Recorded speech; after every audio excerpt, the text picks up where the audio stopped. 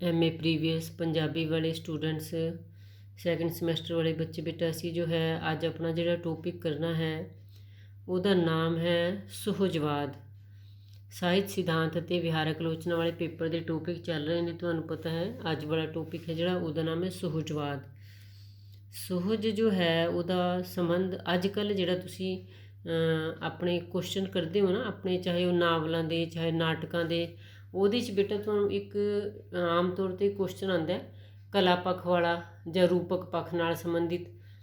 ਉਹ ਜੋ ਹੈ ਉਹ ਸੁਹਜਵਾਦ ਨਾਲ ਹੀ ਸੰਬੰਧਿਤ ਹੁੰਦਾ ਹੈ, ਜਿਹਨੂੰ ਜੋ ਹੈ ਸੁਹਜਵਾਦ, ਕਿਉਂਕਿ ਅੱਜ ਕੱਲ੍ਹ ਰੂਪਵਾਦ ਵਿੱਚ ਪਰਿਵਰਤਿਤ ਹੋ ਗਿਆ।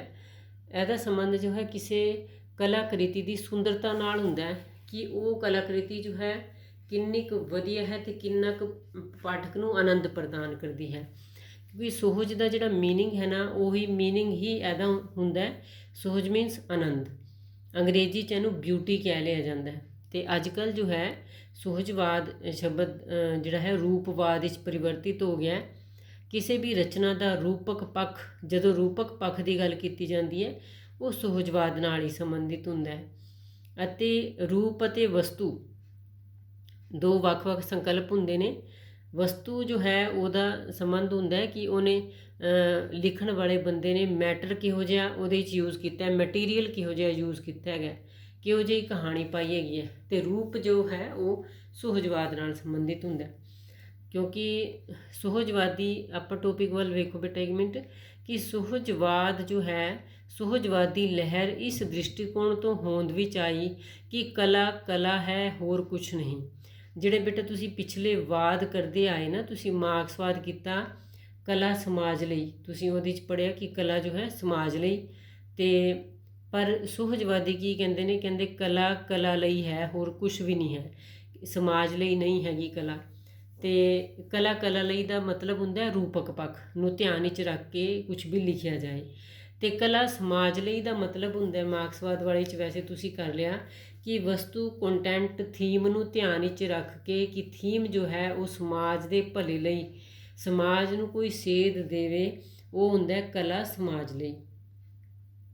ਅਤੇ ਸਮਾਜ ਨੂੰ ਸੇਧ ਦੇਣ ਲਈ ਲੇਖਕ ਉਹਦਾ ਜਿਹੜਾ ਲਿਟਰੇਚਰ ਹੈ ਨਾ, ਸੁਹਜਵਾਦੀ ਕੀ ਮੰਨਦੇ ਨੇ ਕਿ ਸਮਾਜ ਨੂੰ ਸੇਧ ਦੇਣ ਦੇ ਲਈ ਜੇਕਰ ਲੇਖਕ ਲਿਖੇਗਾ ਨਾ ਅਤੇ ਉਹਦੇ ਲਈ ਤੇ ਲਿਟਰੇਚਰ ਦਾ ਰੂਪ ਵਿਗੜ ਜਾਏਗਾ।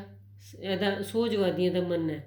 ਕੀ ਕਹਿੰਦੇ ਨੇ ਸੁਹਜਵਾਦੀ, ਕਹਿੰਦੇ ਜੇਕਰ ਲੇਖਕ ਸਮਾਜ ਨੂੰ ਕੋਈ ਸੇਧ ਦੇਣ ਦੇ ਲਈ ਲਿਖੇਗਾ, ਉਹਦਾ ਤੇ ਜੋ ਹੈ ਉਹਦੇ ਲਿਖੇ ਹੋਏ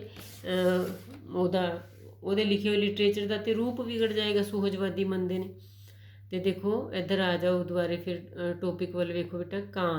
ਕਾਂਤ ਇੱਕ ਵਿਦਵਾਨ ਹੈ, ਸੁਹਜ ਨੂੰ ਆਨੰਦ ਪ੍ਰਦਾਨ ਕਰਨ ਵਾਲੀ ਵਸਤੂ ਵਜੋਂ ਸਵੀਕਾਰ ਕਰਦਾ ਹੈ। ਕਾਂਤ ਜਿਹੜਾ ਵਿਦਵਾਨ ਹੈ, ਕਹਿੰਦਾ ਸੁਹਜ ਜੋ ਹੁੰਦਾ ਹੈ ਉਹ ਆਨੰਦ ਪ੍ਰਦਾਨ ਕਰਦਾ ਹੈ ਸਾਨੂੰ।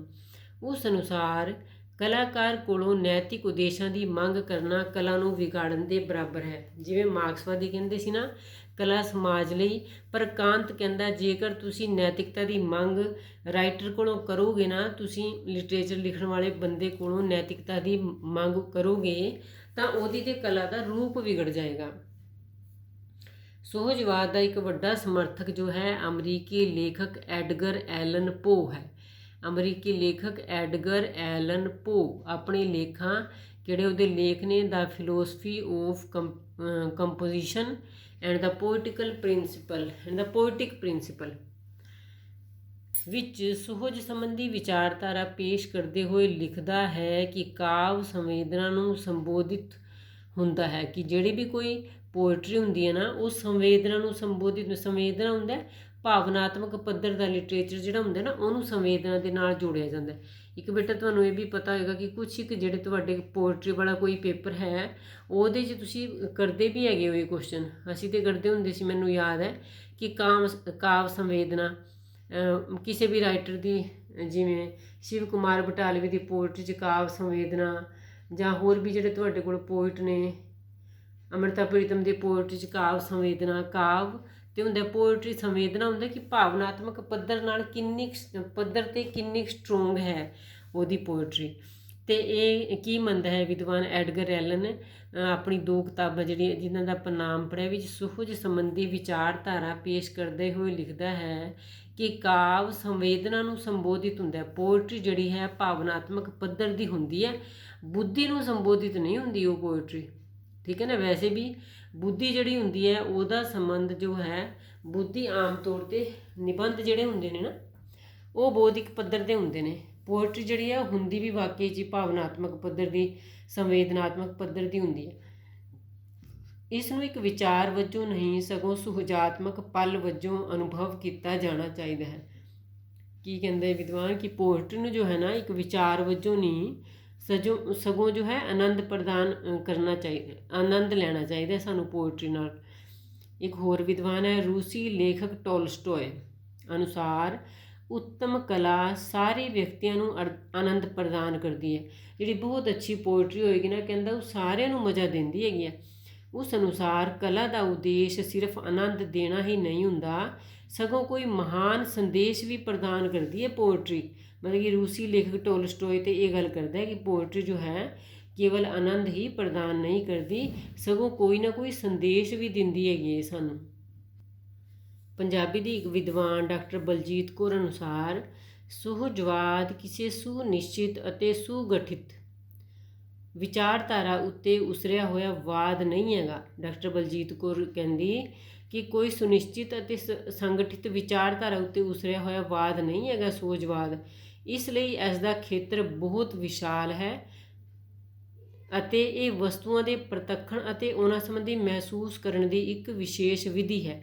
ਇੱਥੇ ਬੇਟਾ ਉੱਪਰ ਜੋ ਹੈ ਇੱਥੋਂ ਦੀ ਇਹ ਇੱਕ ਮਿਸਟੇਕ ਮੈਂ ਬੋਲੀ ਹੈਗੀ ਹੈ ਜਿਹੜੀ ਕਿ ਸੁਹਜਵਾਦ ਕਿਸੇ ਸੁਨਿਸ਼ਚਿਤ ਅਤੇ ਸੰਗਠਿਤ ਵਿਚਾਰਧਾਰਾ ਉੱਤੇ ਉਸਰਿਆ ਹੋਇਆ ਵਾਦ ਹੈ, ਕਰੋ ਇਹਨੂੰ ਹੈ। ਇਸ ਲਈ ਇਹਦਾ ਖੇਤਰ ਜੋ ਹੈ ਬਹੁਤ ਵਿਸ਼ਾਲ ਹੈ ਅਤੇ ਇਹ ਵਸਤੂਆਂ ਦੇ ਪ੍ਰਤੱਖਣ ਅਤੇ ਉਹਨਾਂ ਸੰਬੰਧੀ ਮਹਿਸੂਸ ਕਰਨ ਦੀ ਇੱਕ ਵਿਸ਼ੇਸ਼ ਵਿਧੀ ਹੈ। ਪ੍ਰਤੱਖਣ ਹੁੰਦਾ ਦੇਖਣ। ਭਾਰਤ ਵਿੱਚ ਇਸ ਵਾਦ ਦੀਆਂ ਜੜ੍ਹਾਂ ਜਿਹੜੀਆਂ ਨੇ ਨਾ ਕਲਾ ਦੇ ਸਤਿਅਮ ਸ਼ਿਵਮ ਸੁੰਦਰਮ, ਸੁੰਦਰਤਾ ਨਾਲ ਸੰਬੰਧਿਤ ਨੇ, ਸੰਕਲਪਾਂ ਇਹਨਾਂ ਸੰਕਲਪਾਂ ਨਾਲ ਜੁੜੀਆਂ ਹੋਈਆਂ ਨੇ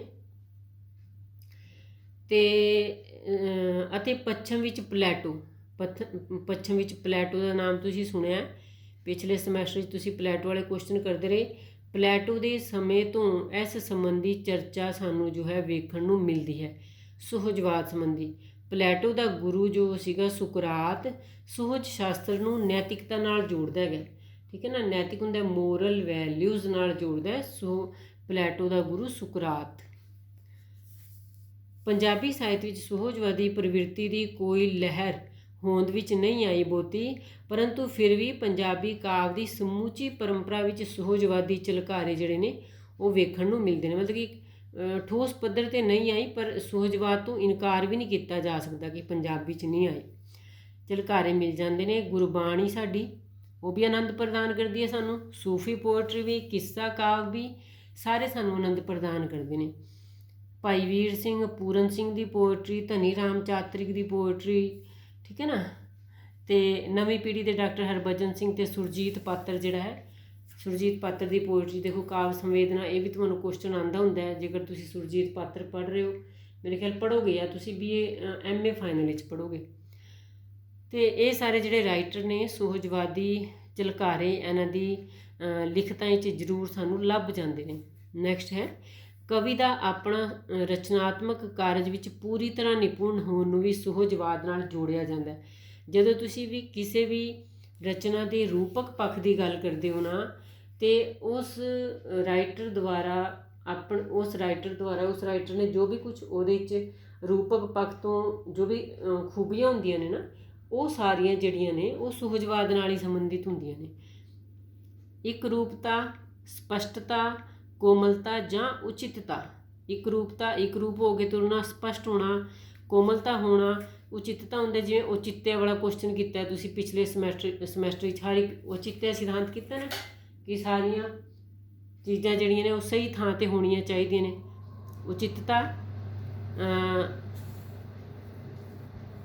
ਉਚਿਤਤਾ ਵਿੱਚ ਸੁੰਦਰਤਾ ਜਾਂ ਸੁਹਜਵਾਦ ਨੂੰ ਵੇਖਿਆ ਜਾਂਦਾ ਹੈ। ਅਤੇ ਕਦੇ-ਕਦੇ ਇਹਦਾ ਜਿਹੜਾ ਸੰਬੰਧ ਹੈ ਨਾ ਉਹ ਨੈਤਿਕਤਾ ਨਾਲ ਵੀ ਜੋੜ ਲਿਆ ਜਾਂਦਾ, ਸੁਹਜਵਾਦ ਦਾ ਸੰਬੰਧ, ਜਿਵੇਂ ਪਲੈਟੋ ਦੇ ਗੁਰੂ ਸੁਕਰਾਤ ਨੇ ਜੋੜਿਆ ਸੀਗਾ। ਅਤੇ ਸੁੱਖ ਦੇਣ ਵਾਲੀ ਕੋਈ ਵੀ ਕਲਾਕ੍ਰਿਤੀ ਜਿਹੜੀ ਹੈ ਸੁਹਜਵਾਦ ਨਾਲ ਜੋੜੀ ਜਾਂਦੀ ਹੈ, ਜਿਹਨੂੰ ਪੜ੍ਹ ਕੇ ਸਾਨੂੰ ਆਨੰਦ ਮਿਲੇ, ਸੁੱਖ ਮਿਲੇ। ਸੁਹਜਵਾਦ ਦੇ ਲੱਛਣ, ਮਤਲਬ ਕਿ ਸੁਹਜਵਾਦੀ ਜਿਹੜਾ ਲਿਟਰੇਚਰ ਹੁੰਦਾ ਨਾ ਉਹਦੇ ਕਿਹੜੇ-ਕਿਹੜੇ ਲੱਛਣ ਹੁੰਦੇ ਨੇ। ਸੁਹਜਵਾਦ ਦੇ ਖੇਤਰ ਵਿੱਚ ਜਿਹੜੇ ਉਦੇਸ਼ਾਂ ਨੂੰ ਸਥਾਪਿਤ ਕੀਤਾ ਗਿਆ ਉਹਨਾਂ ਦਾ ਮੰਤਵ ਕੇਵਲ ਵਰਤਮਾਨ ਤੱਕ ਹੀ ਸੀਮਿਤ ਨਹੀਂ, ਸਗੋਂ ਸਰਵਕਾਲੀ ਅਤੇ ਸਰਵਦੇਸ਼ੀ ਹੁੰਦਾ। ਮਤਲਬ ਕਿ ਸੁਹਜਵਾਦੀਆਂ ਨੇ ਜਿਹੜੇ ਉਦੇਸ਼ ਸਥਾਪਿਤ ਕੀਤੇ ਲਿਟਰੇਚਰ ਲਿਖਣ ਦੇ ਲਈ, ਉਹ ਇਹ ਨਹੀਂ ਹੈ ਕਿ ਸਿਰਫ ਉਹ ਉਸੇ ਟਾਈਮ ਲਈ ਲਾਗੂ ਹੁੰਦੇ ਨੇ, ਉਹ ਸਰਵਕਾਲੀ ਨੇ, ਹਮੇਸ਼ਾ ਚੱਲਦੇ ਨੇ ਉਹ।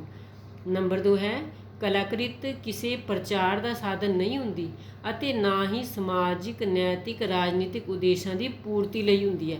ਕਿ ਕੋਈ ਵੀ ਕਲਾਕ੍ਰਿਤੀ, ਜੋ ਵੀ ਲਿਟਰੇਚਰ ਲਿਖਿਆ ਜਾ ਰਿਹਾ ਹੈ, ਉਹ ਜ਼ਰੂਰੀ ਨਹੀਂ ਕਿ ਉਹ ਸਮਾਜ ਦੀ ਗੱਲ ਕਰੇ, ਨੈਤਿਕਤਾ ਦੀ ਗੱਲ ਕਰੇ ਜਾਂ ਰਾਜਨੀਤੀ ਦੀ ਗੱਲ ਕਰੇ। ਸੁਹਜਵਾਦੀਆਂ ਦਾ ਮੰਨਣਾ ਹੈ।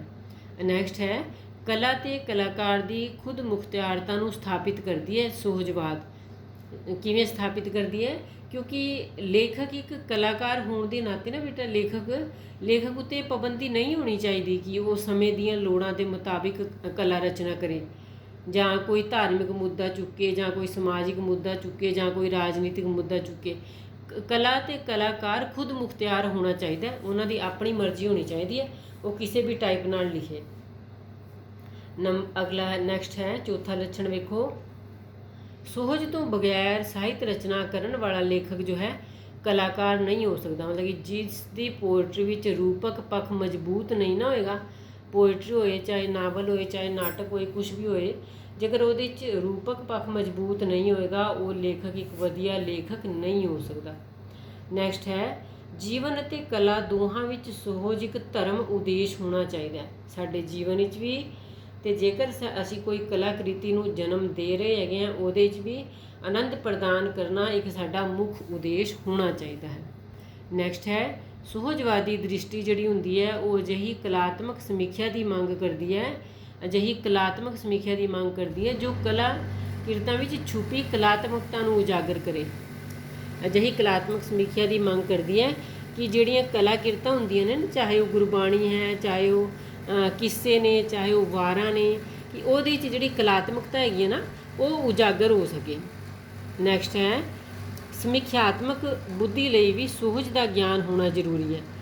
ਸਮੀਖਿਆਤਮਕ ਬੁੱਧੀ ਲਈ ਵੀ, ਸਮੀਖਿਆ ਕਰਨ ਦੇ ਲਈ ਵੀ ਜੋ ਹੈ, ਜੇਕਰ ਅਸੀਂ ਕਿਸੇ ਲਿਟਰੇਚਰ ਦੀ ਸਮੀਖਿਆ ਕਰਨੀ ਹੈ, ਉਹਦੇ ਲਈ ਵੀ ਇਹ ਜ਼ਰੂਰੀ ਹੈ ਕਿ ਸਾਨੂੰ ਸੁਹਜ ਦਾ, ਸਾਨੂੰ ਆਨੰਦ ਦਾ ਗਿਆਨ ਹੋਵੇ ਕਿ ਕਲਾਤਮਕ ਅਤੇ ਗੈਰ ਕਲਾਤਮਕ ਵਸਤਾਂ, ਅਨੁਭਵ ਅਤੇ ਮੁਲਾਂਕਣ ਵਿੱਚ ਅੰਤਰ ਸਥਾਪਿਤ ਕੀਤਾ ਜਾ ਸਕੇ।